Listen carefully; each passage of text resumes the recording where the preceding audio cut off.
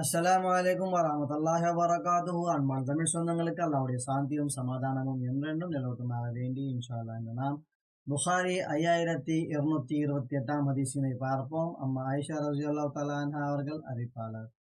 இந்த ஹதீஸில் நபிகள் நாயகம் ஸல்லல்லாஹு அலைஹி வஸல்லம் அவர்கள் கூறுகிறார்கள், அம்மா ஆயிஷாவை பார்த்து, நீங்கள் எப்பொழுது கோபித்துக் கொண்டு இருக்கிறீர்கள், எப்பொழுது திருப்தியாக இருக்கின்றீர்கள் என்று எனக்கு நன்றாக தெரிந்துவிடும் அப்படின்னு சொல்லி சொல்றாங்க.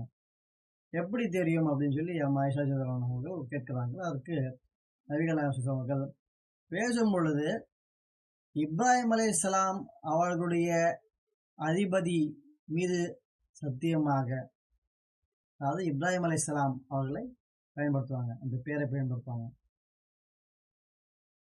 கோபத்தோட இருந்தா, அதுவே நீங்கள் திருப்தியாக இருந்தீர்கள் என்றால் முகமது ஸல்லல்லாஹு அலைஹி வஸல்லம் முகமதுடைய அதிபதி மீது ஆணையாக அப்படின்னு சொல்வீங்க.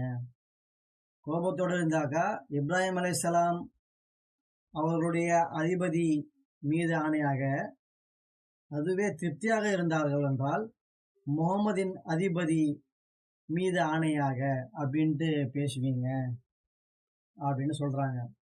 அதுக்கு கவுண்டரா ஆயிஷா சொல்றாங்க, நான் உங்க பேரை தான் கோபித்துக் கொள்வேன், உங்களை கோபித்துக் கொள்ள மாட்டேன்.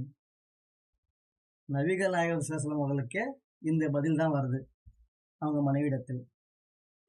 சரி, இந்த ஹதீஸினை நாம் தெரிந்து கொள்வோம், ஷேர் செய்வோம். அல்லாஹ் திருப்தி அடைய. அஸ்ஸலாமு அலைக்கும் வரஹ்மத்துல்லாஹி வபரகாத்துஹு.